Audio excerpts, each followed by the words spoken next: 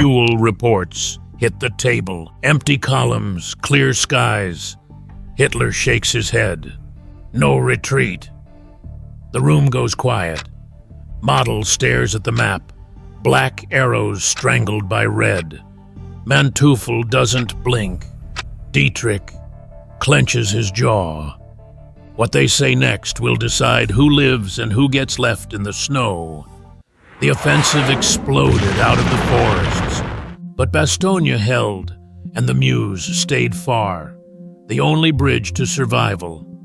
If they didn't cross it, they'd bleed out in the snow. Fuel vanished. The sky cleared.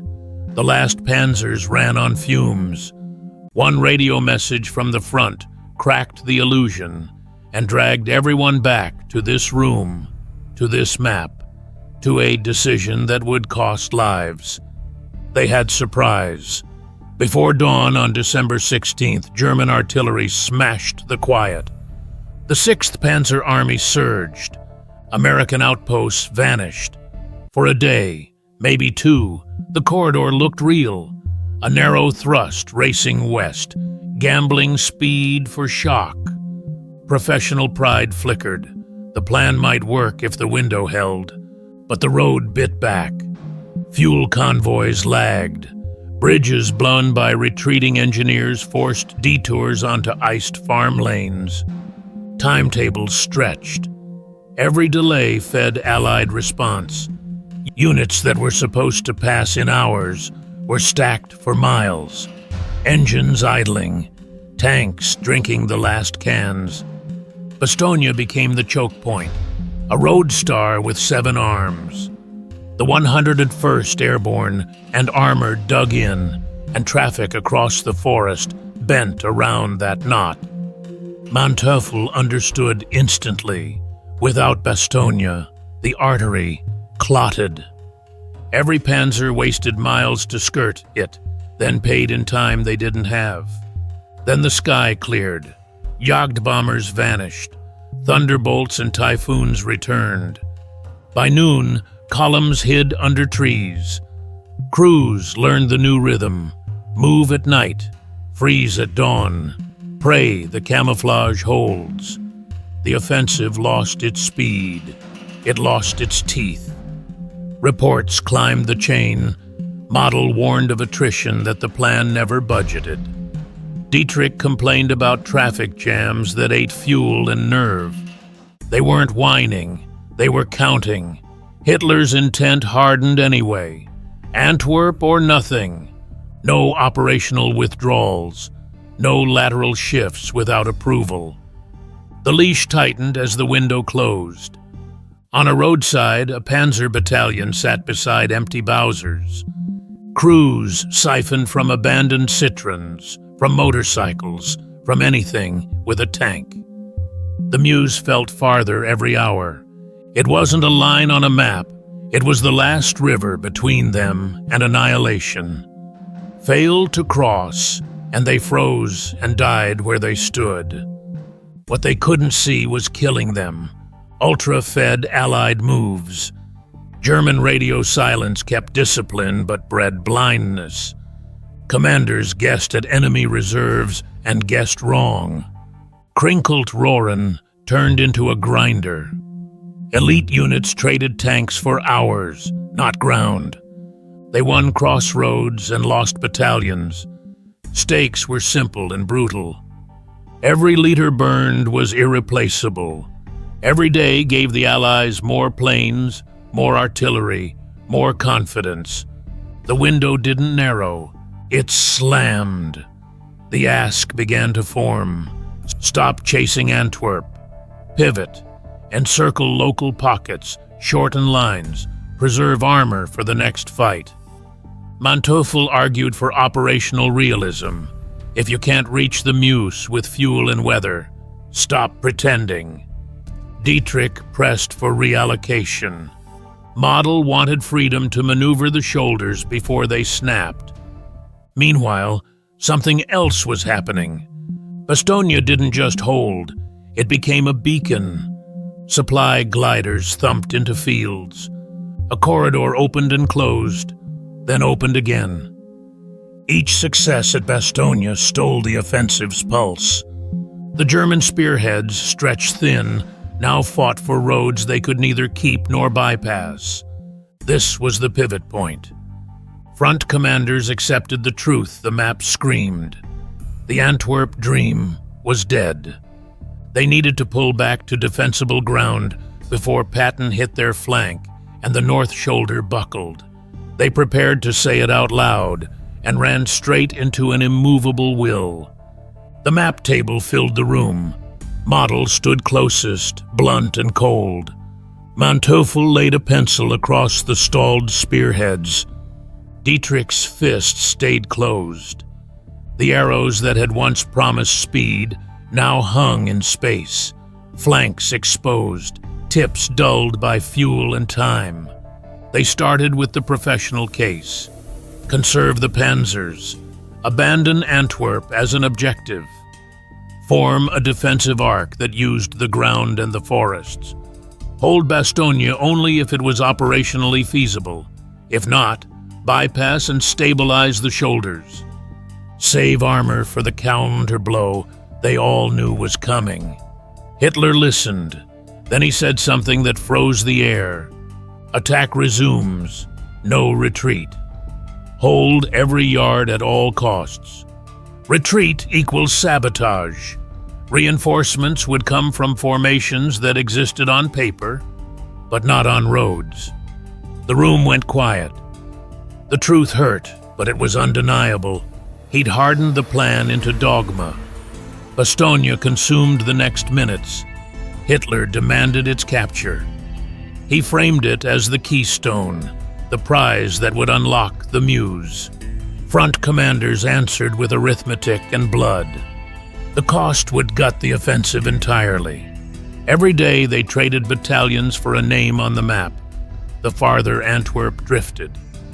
The Meuse turned into a mirage, the single crossing that meant survival. Miss it, and the army dies in the snow. Manteuffel walked the fuel math. Distances, consumption rates, the simple fact that tanks don't run on orders. The numbers killed the dream. Hitler waved it off. Bad weather would return. The Luftwaffe would cover. The breakthrough was imminent if they pressed. Accusations arrived next. Defeatism, lack of faith. Model didn't flinch. He pushed back once, cleanly. Authorize reallocation. Let him shift weight along the shoulders before they snapped. Denied. The message landed like a door slamming. Obedience over adaptation. Outside that room, a corps chief drafted a pullback order. 2 regiments to bend back to the ridge before daylight exposed them. A phone call came, furious and absolute. He tore the paper in half and sat alone for a minute. He knew men would die because a line on a map couldn't move. Air power made the argument with steel. Generals reported daylight paralysis. Columns hit at crossroads. Bridges taken out minutes after engineers dropped the last timber. Hitler insisted the weather would save them. It didn't. The sky stayed open like a wound. They brought up Mortain. August 1944, a stand-fast order, an exposed salient, the encirclement that followed. The warning was clear, immediate, and ignored. The past stood up in the room and raised its hand. Nobody answered. Pressure hit from the south like a door kicked in. Patton's Third Army pivoted north with a speed that broke assumptions. The salient that had stretched toward the Meuse, the last lifeline, started to compress. Failed to reach that river, and units wouldn't withdraw. They would vanish in the snow. From the north, Allied attacks ground forward, methodical and heavy. The German front felt the squeeze in every village, every hedgerow, every frozen river line. Fuel famine peaked. Tanks dug in nose first, hulls half buried, turned into pillboxes because they couldn't move. Mobility vanished. Infantry took the burden, holding ridgelines that meant nothing except time. They paid for hours with lives, and those hours didn't buy opportunity. They bought exits that kept closing. Bastogne got relief. The hub stayed allied. That fact did more damage than any single bombardment. German units paid for traffic they couldn't use, losing tanks to secure roads that no longer led anywhere operationally sane. The map's logic flipped. The shortest path out wasn't a road, it was acceptance. Encirclement fears crawled up every chain of command. Falaise sat like a shadow behind every decision. The calls to pull back escalated, not to the Meuse, not to prestige, just to the next defensible line before the shoulders broke and the trap closed. Some approvals came, most came too late. Hitler issued late adjustments, limited withdrawals here, a reposition there. The orders read like apologies written in code. Units were already hollowed out. Companies called battalions, battalions called regiments. Pullbacks under fire cost more than staying had because the clock had eaten the margin. A regimental commander took a ration box lid and wrote his last strength numbers on it. 7 tanks, 83 men present for duty, 2 working radios. By dawn, half the names were crossed out. The lid stayed in his pocket. He never sent it up the chain because it no longer mattered to anyone who could change it. Loss accounting turned brutal. Elite SS Panzer formations that had been the cutting edge were now frayed steel and missing crews. Assault gun pools went to zero. Veteran NCOs, the backbone, were gone and couldn't be replaced by boys pulled from schools and old men pulled from depots. Air and artillery dominance erased routes in daylight and hunted them at night. Roads cratered into sequences of traps. Convoys that tried to move after dusk got found by flares and sound ranging. Even deception, fake headlights, scattered columns, started to fail as the Allies saturated the sky and the grid. Inside the chaos, an internal shift hardened into policy without appearing on paper.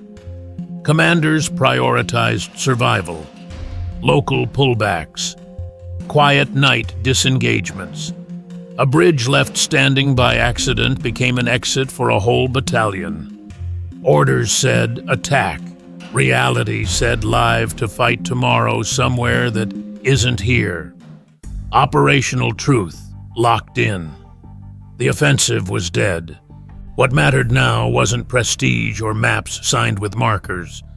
It was the integrity of an army that still had to hold a continent-long front and face the Red Army rolling from the east. The last mobile reserves had been the bet. The house had already collected.